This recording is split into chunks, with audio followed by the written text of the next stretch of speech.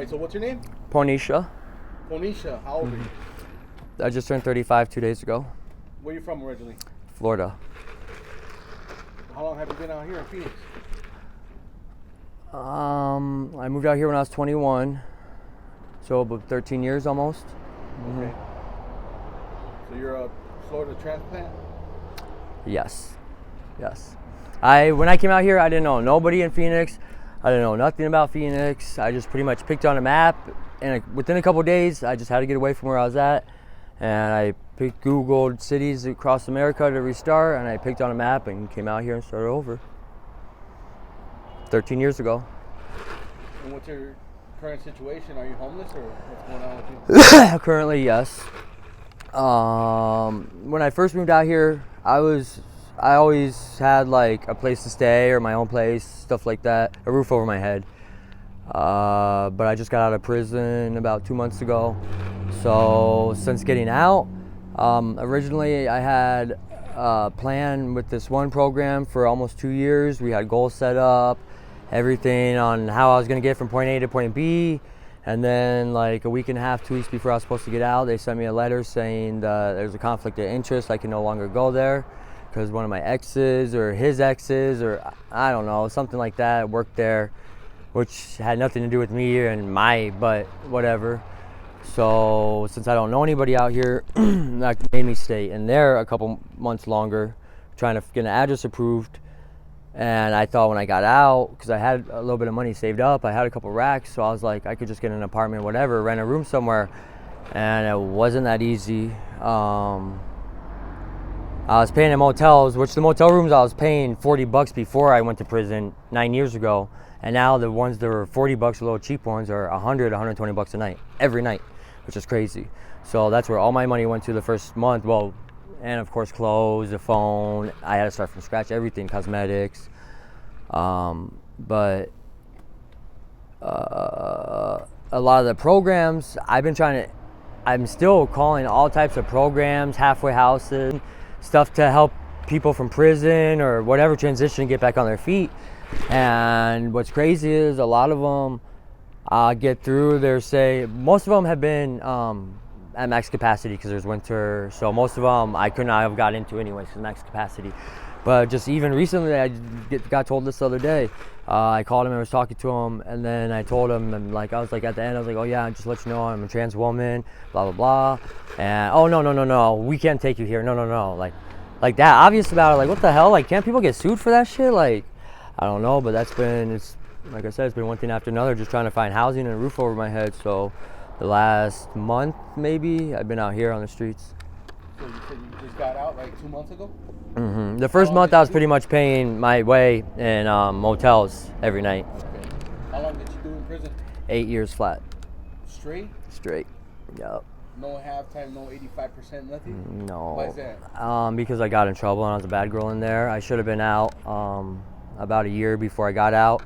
But in that lifestyle, in 8 years, there's things, even when you're trying to do good, tickets just find you in there no matter what. A cop might be having a shitty day or have it out for you, and you can't avoid them sometimes. So where'd you do your time at? All over. At first, I was on a 3-yard for my first maybe 3 or 4 years, which is like medium. And then I started getting a lot of tickets, and I got up to a 4-yard, and I was on a 4-yard for... Was it here in Arizona? Yeah, Arizona. Okay. All in Arizona. Mm-hmm. Arizona, did they send you to a male's prison? Yes. How was your experience there? Did you get discriminated against? Yeah, of course. There's a lot of hate in there. Like, there's still a lot of hate out here. Even though it's 2024, people might think that that's behind. Not on these streets, it's not. Not in Arizona prison, it's not. But it's just like... Transgender people get their own yard, or... No. Everybody else? Yeah, we mix it with everybody else. We don't get our own nothing. Yeah, Yeah. We're still able to get our hormones and stuff in there, our hormone meds and stuff like our medical care as far as that. You're going through hormone therapy? I am. I've been on hormones about 5 years. And then once I get a couple racks or 2,500 saved, I'm going straight to Tijuana to get these done. And then I'll save up for my BBL and my lips. But here, I'm keeping her down there. Why is that? It's more of a personal decision, I guess, for everybody. Some trans need it cut off and turn into a vagina, pussy, whatever you want to call it. But, well, first off, I like it. Like, it brings me pleasure. I don't want to lose pleasure or lose feeling. Are you attracted to males or females? Strictly men. Okay. I've been like that my whole life. And Oh, I thought maybe you wanted to keep it because you were attracted to females. No. I tried in like high school and middle school. I've always went with guys since I was in preschool. I always had crushes on boys, never girls. Okay. Middle school, high school, I tried to force myself to like go on dates or be with guys and girls. I always went with guys, but like girls too. But I've had sex with a handful of girls when I was younger, like in those years, but I've never got off with one, and it was always like I could barely get aroused and trying to think about a dude or something, it would just smash real quick and it wouldn't work. It never worked. Never. Even now I have homegirls who they'll be fine and they'll try to jump in the shower with me or something. Come on, I know, but it just don't work for them. It don't work. How was your childhood growing up? Did you have both parents? No. My parents divorced when I was young, like 2. And we moved. I was really born in Illinois, but we moved to Florida when I was like 2. So I was raised in Florida. Who raised you, mom or dad? My mom, but my mom sent me off a lot when I was younger. It was kind of, my childhood was a little unstable. Well, pretty unstable. Yeah. I moved out when I was younger too. When I was pretty young too, like. With my best friend Crystal. And when she was a year older than me, and we moved out and got a trailer when I was 17, and I think she was 8. Yeah, she had just turned 18. Was there any childhood trauma or abuse? Yeah, for sure. Was it brought on by your family members or? Not so much. Like my dad's an alcoholic and stuff, and he did get like. When he would drink, he got crazy. Hell yeah, he did. But it wouldn't, like, if he beat you, he might hit you or something, or mostly scream. Which, yeah, that's abuse still. But, like, the serious abuse wasn't from family. No, it was from somebody else. Somebody who I thought was supposed to be closer than family at the time. Yeah. How old were you at the time? A teenager. It wasn't when I was really young. I was a teenager.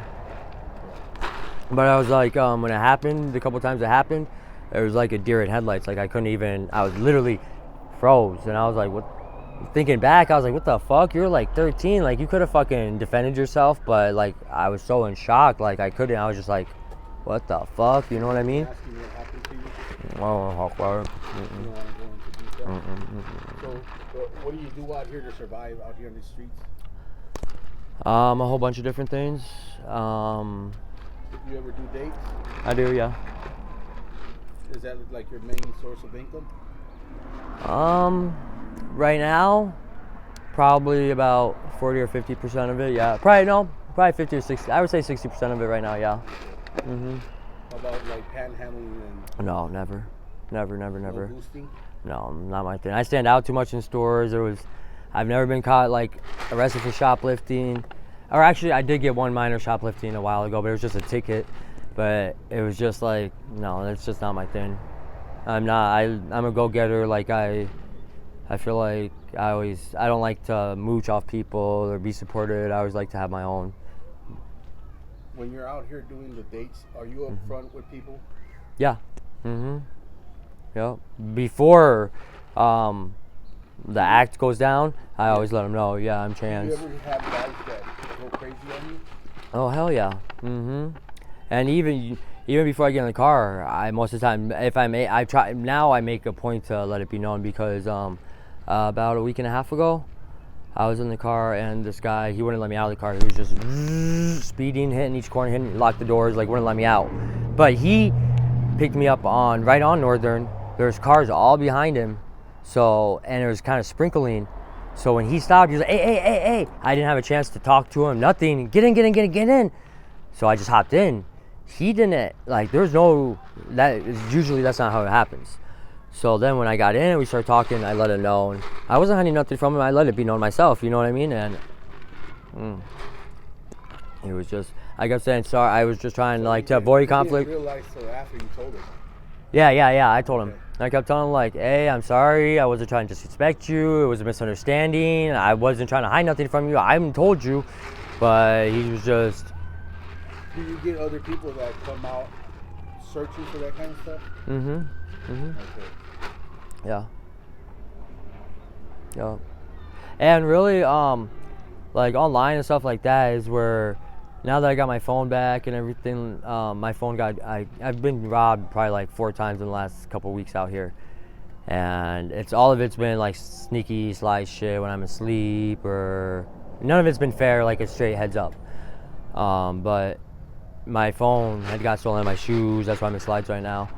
But when my phone got stolen, that like totally fucked me up completely, because I was out here on the streets with no communication, out here by I don't, I know a lot of people out here and stuff, but I don't let nobody sleep around me. I don't sleep around nobody, because that's when you get robbed. Your best friends out here are the ones that turn on you. That's just in general. So I don't trust people in general. So I keep my distance from everybody. So it's, especially not having a phone. Plus my phone was so many. I'm on parole. My parole officer texts me every morning, and I'm supposed to respond about UAs. So it really put me in a bad situation. But now that I have my phone back, here real soon, like within days, I'll hopefully move all my shit to online, and I won't have to be out here. Where are you sleeping at now? Do you sleep in all over somewhere? No, never in a car. I've never slept in a car. Do you have a tent? Or? No tent. Outside. Usually outside. Sometimes a client will want me to go to their house for the night or something. Okay. Sometimes I'll have people who are just generous and nice and be like, hey, you want to be in the, like, you want to get out of the cold for the night and just bring me in, and not want to mess around, nothing like that. And sometimes, most of the time though, it's outside. To be honest with you, I try not to sleep I try to stay up as long as I can, just because every time I do sleep is when I get robbed. So I'll try to stay out for a couple days, and then I end up crashing at a bus stop, usually early in the morning, and then I'll wake up an hour or two later to nothing again. There's some people who I guess I trust as much as you can, who their word does mean something to them, because my word means everything to me too, who I'm able to like sometimes leave my bags with or stuff like that when I'm working and stuff like, so I don't have to carry them all with me, or so they don't get robbed. Right now I've been robbed so many times and had to start from scratch, so I'm really down to just a couple outfits, but I have what I'm more focused on is my makeup, my hygiene, stuff like that, and I'm stocked up on that right now, so they're not getting me again. I am 10 steps ahead of these people. I take all types of precautions. What's up with all your tattoos? Did you get them in prison? Yeah, for the most part. Me and my sister got this one because we have the same birthday. We're Pisces. Okay. Me and my twin brother got this one. Those two were at shops, and then this one was at a shop when I was like 15, my first tattoo, and the rest is all prison. I have my whole back, my thighs, my butt, my chest, everything but the tops of my feet and my armpits. Everything else is hit. I want to get covered. Those right there? No, this is just Barbie because I like Barbie. Okay. This is a goddess symbol. I got 2 names in prison. The only 2 names I've ever got on me, actually. My first prison relationship that I was real serious about was 3.5 years. His name was YG. I had a big YG on my neck, but I got it covered up with leopard spots. He got my name on his dick, the whole side of his dick with the heart, said Pony with the heart. I know he didn't get it covered up. And then I had another one, initials, but I got those covered up as well. Why did you get Barbie and not Ponisha? I have Pony Boy on my butt cheek, right here. I don't know. Since I already had Pony Boy, I kind of, oh, there's security. I kind of just, I thought Barbie would be cute. Really, they're supposed to be smaller, and they're supposed to be like around here somewhere. But the guy that was doing the pattern, that's the way it ended up coming out. All right. Well, hey man, thank you, Ponisha. Yeah. I appreciate you sharing your story. I'm always real. I'm an open book. So. Are you okay with me sharing this on my YouTube channel? Yes, I am. I think so. All right. Well, thank you. How popular is it? How big is it? It's pretty popular. Almost at 1 million. Almost at 1 million? Yeah. Do you like? If anybody wants to reach out with any sort of help or donation, if you have any contact information, that you want to share, like an email or anything like that?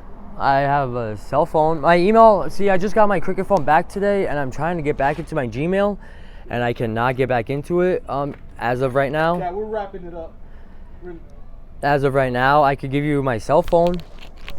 It's up to you. Yeah, I'll give you my cell phone. I just got to turn it back on today. It's 480-387-2850.